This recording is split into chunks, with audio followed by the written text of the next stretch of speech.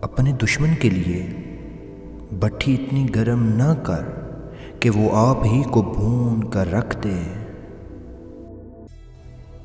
100 دوست کم ہیں، ایک دشمن بہت زیادہ ہے۔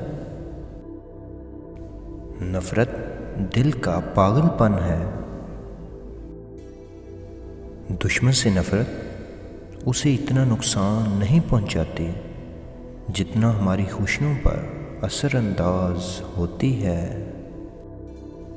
وہ دشمن جو بظاہر دوست ہو، اس کے دانتوں کا زخم بہت گہرا ہوتا ہے۔ دوست جو صرف تمہاری اچھی حالت کا دوست ہو اور آڑے وقت میں کام نہ آئے، اس سے بچنا چاہیے کیونکہ وہ سب سے بڑا دشمن ہے۔